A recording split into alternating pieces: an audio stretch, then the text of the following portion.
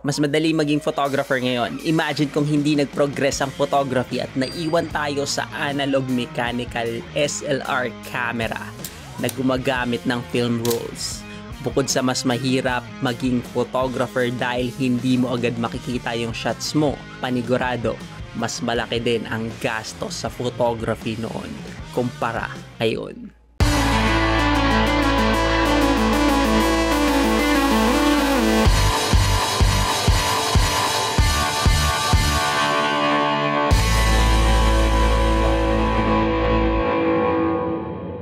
What is up guys, Hade here and welcome to another video. Alam nyo ba na sobrang dali na talagang pumasok sa photography ngayon kung ikukumpara mo noon some 20 to 25 years ago na mostly wala pa talagang digital camera.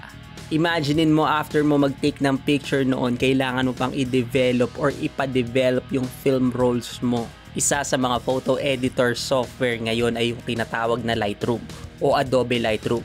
Noon para ma-process mo ang isang picture, ang kailangan mo ay yung tinatawag naman na darkroom. Literal yon na madilim na kwarto for processing your film to produce the final photo. Printed photo o ang tamang term na ginagamit talaga noon is develop photo.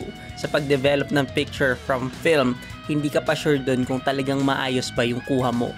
Take note, maayos lang kasi iba pa yung magandang picture talaga noon.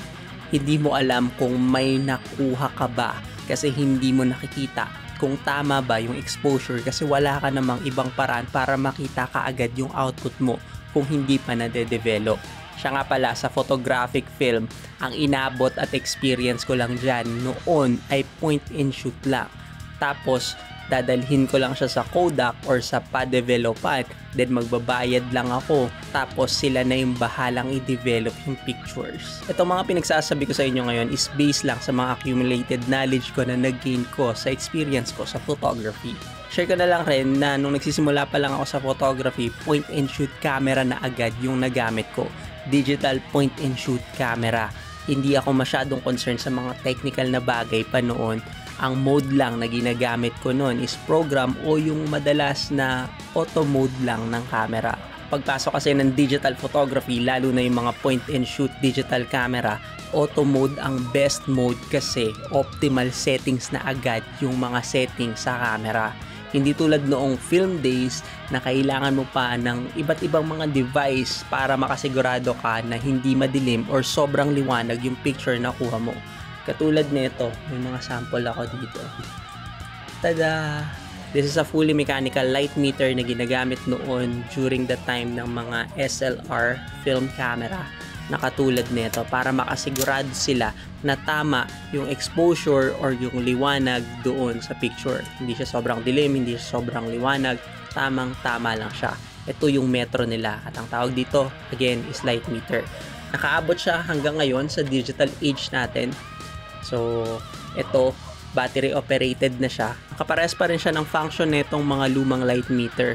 Pero dahil nga battery operated siya, mas madali na siyang paganahin or iset. Ang kailangan mo lang ay iset yung ISO and then magbibigay na siya ng mga possible values na kailangan mong iset para sa shutter speed at sa aperture. So, this one is from Sekonic and this one is also from Sekonic. So, pareha sila.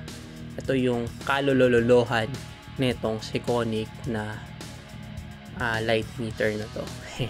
Kahit nasa digital age na tayo at nakikita na natin agad yung exposure sa camera pa lang or sa LCD screen pa lang ng camera, meron pa rin tayong light meter na digital.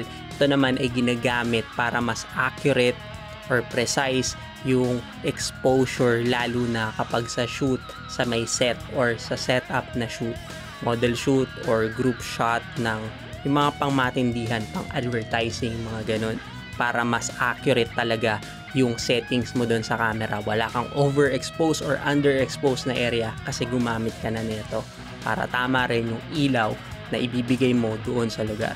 Medyo komplikado pa yung photography pero hindi naman siya nagbago kasi noon pa man ginagamit na natin to.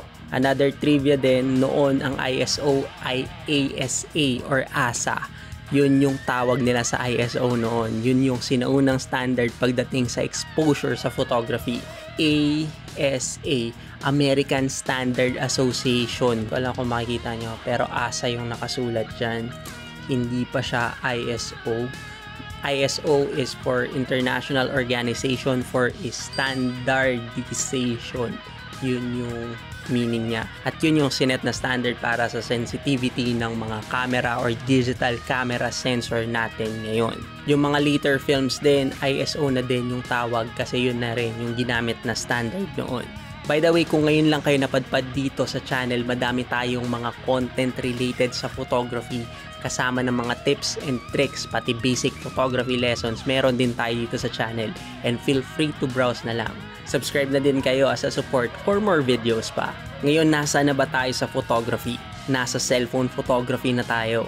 Imagine yung mga smartphone camera ngayon, mas maganda pa yung quality na kaya niyan i-produce na photo, or at least mas madali at kahit sino ay pwede na talagang makakapture ng isang picture with just a simple click on the device that fits in your pocket. Imagine the kind of technology we have today comparing it sa mga camera and photography equipment some 20 years ago. Yung effort na kailangan mong ibigay para lang sa isang litrato ay sobrang dami. Kung noon kailangan mo pang dumaan sa madaming pag-aaral sa photography school o magpa-mentor sa professional photographer para matuto ka lang ng photography. Ngayon, nandito na yung YouTube at Google, kaya kung may kailangan kang malaman, madali mo nang makukuha agad yung information na kailangan mo. Dahil nga sa mga smartphone na meron tayo ngayon, sobrang accessible na talaga ang photography sa kahit sino. Basta meron kang cellphone, syempre. Kung gusto mong matuto ng photography, pwede mo nang simulan anytime.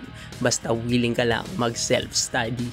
Kahit hindi ka na muna bumili ng DSLR or mirrorless camera, pwede mo nang simulan ang pag-aaral ng photography. Ganun kadali ang photography ngayon. So I guess that's it for this video, guys. Thank you for watching Hate Photography TV at naway may natutunan kayo or at least I got you entertained. If you like this video, please give it a thumbs up and don't forget to hit that bell and subscribe button to see more of my videos about photography and things that can be related to photography. And if you have questions, suggestions, or you have anything in mind, please let me know in the comment. Once again, my name is Hate and I will see you in the next video. Mabuhay!